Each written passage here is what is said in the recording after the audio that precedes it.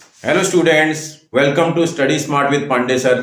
Students, जितने भी competitions होते हैं उनमें इस टाइप के क्वेश्चंस अक्सर पूछे जाते हैं कि भाई कोई भी डेट दे देगा और आपसे बोलेगा, या आप कोई कंपटीशन के फॉर्म भरते हैं, आपसे बोलता है कि कितने आपको कितने महीने, कितने दिन, कितने साल हो रहे हैं, तो आपको निकालने के लिए कैसे निकालते हैं उसका मैं आज बहुत आसान तरीका आपको सिखाता हूं। भाई किसी भी महीने में मैंने जैसे आज की डेट के हिसाब से निकाला है, आज जैसे 2025 की 12 मंथ की 15 डेट है और जो है किसी बंदे की डेट ऑफ बर्थ, किसी बच्चे की डेट ऑफ बर्थ माना 21 आपके अगस्त 1999 होती, 21 अगस्त 1999। सबसे पहले हम ईयर को लिखते हैं, फिर मंथ को लिखते हैं, फिर डे को लिखते हैं। ऐसे हमें अरेंज कर लेना है। जो आज की डेट है उसको ऊपर रखना पड़ेगा, जो आपकी डेट ऑफ बर्थ है उसको आप नीचे रखोगे। ईयर के नीचे ईयर रखोगे, मंथ के नीचे मंथ रखोगे, डे के नीचे डे को रख दोगे। इतना तो समझ में आ जाएगा। अब देखो, किसी भी महीने में मैक्सिमम कितने दिन हो सकते हैं? भाई किसी भी महीने में मैक्सिमम 31 डेज होते हैं। एक महीने में सबसे ज्यादा 31 डेज होते हैं। अगर आप जानते होंगे तो जनवरी आता है, फिर मार्च आता है, फिर मई आता है, फिर उसके बाद जुलाई आता है, फिर अगस्त आता है, फिर उसके बाद जो है अक्टूबर का महीना, फिर दिसंबर का महीना। ये सब 31 डेज का जाते हैं, ठीक है ना। कुछ मंथ हमारे 30 डेज भी जाते हैं।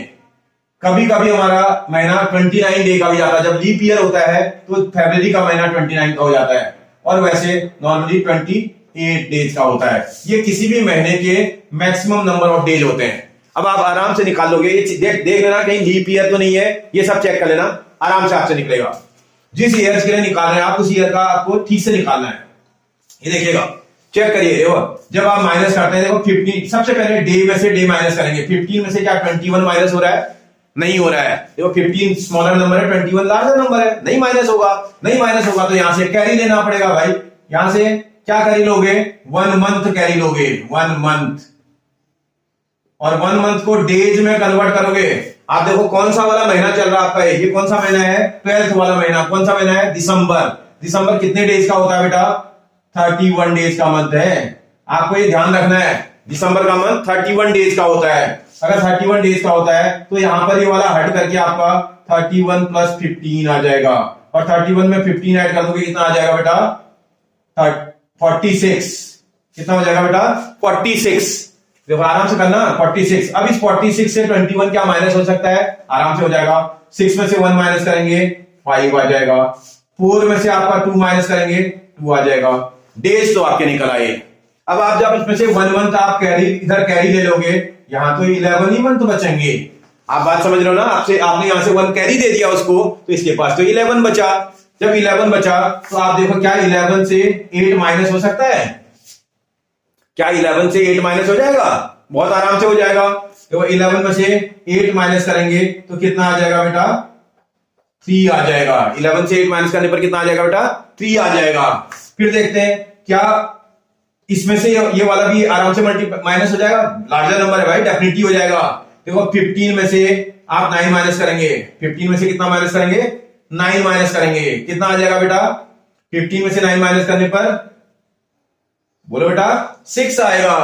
भाई 15 माइनस 9 कितना आता है? 6। फिर यहां से 1 कैरी लिया होगा आपने, क्योंकि 1 कैरी लोगे तो यहां 1 बचेगा। 1 से 9 तो जाएगा नहीं, यहां से 1 कैरी लेना पड़ेगा। इसका 1 कैरी लेंगे तो 11 हो जाएगा। 11 में से 9 जाएगा, 2 आ जाएगा। फिर आप देखो यहां से आपने 1 कैरी लिया था, आपने कितना बचा? यहां पर 9 बचा होगा, क्योंकि 10 था ना। 10 में से 1 कैरी लिया, 9 बचा। 9 में से 9 गया 0। यहां से 1 कैरी लिया, 1 बचा। 1 में से 1 गया इतना। तो इसका कितना एज आ गई इसकी? 26 ईयर 3 मंथ एंड 25 डेज। समझ आया आपको? इसका मतलब आप आसानी से एज को कैलकुलेट कर लोगे, ठीक है ना। एक और आपको करके दिखाता हूं मैं। देखते बेटा, एक और केस नंबर 2।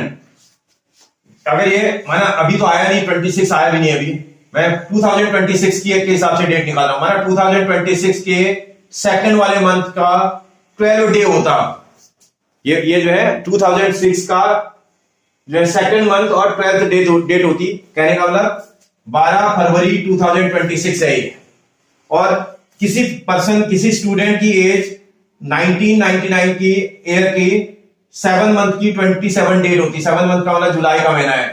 27 जुलाई 1999 उसकी डेट ऑफ बर्थ है। तो अगर आपसे बोले कि इस डेट के दिन कोई फॉर्म भरना हो और इस डेट को आपको एज निकालनी हो तो कैसे निकालोगे भाई? वही काम करना फिर वही, क्योंकि उस दिन की डेट से, जिस दिन आप अपने फॉर्म को फिल कर रहे हो, उस दिन की डेट से आपको अपनी डेट ऑफ बर्थ को माइनस करना पड़ता है।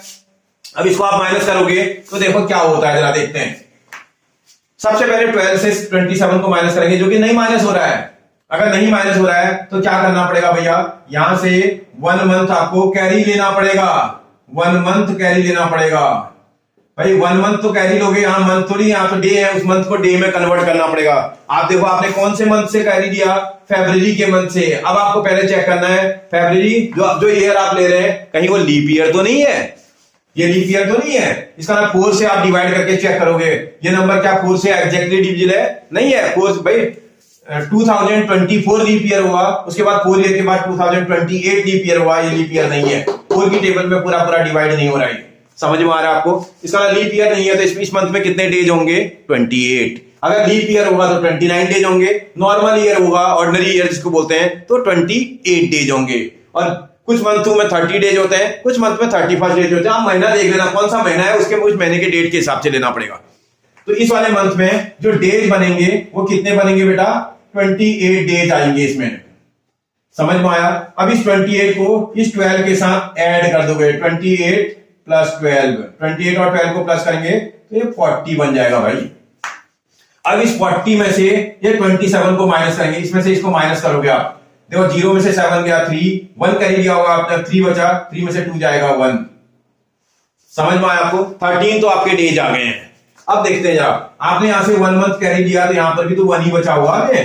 यहां से 1 मंथ कैरी लेंगे तो कितना बचेगा? यहां 1 मंथ बचेगा। क्या 1 में से 7 माइनस होता है? नहीं होता है। अगर 1 में से 7 नहीं माइनस होता है तो आप एक काम करेंगे, यहां से 1 कैरी लेंगे। यहां से क्या कैरी लोगे?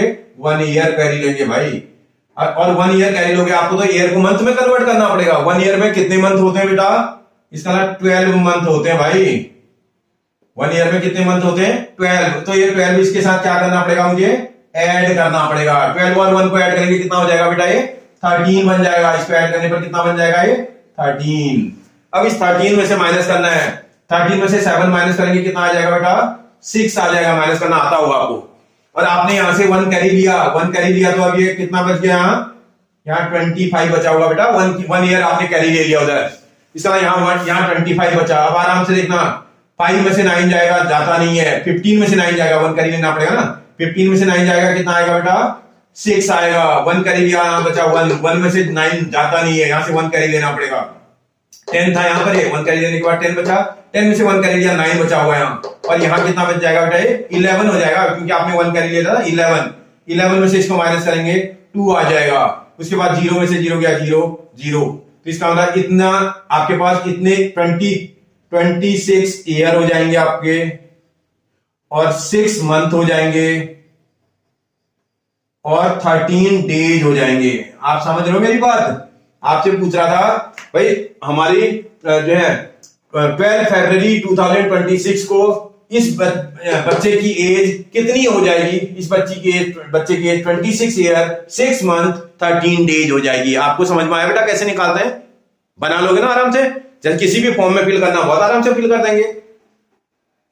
ठीक बेटा, अगर आपको समझ में आ रहा है ना बेटा, आप मेरे इसी तरह के वीडियोज, आप मेरे चैनल को सब्सक्राइब कर लो, और इसी तरह के बहुत ढेर सारे वीडियोज कंपटीशन में जो क्वेश्चन आते हैं वो मैं मेरे चैनल पे आप आसानी से देख सकते हो। थैंक यू बेटा।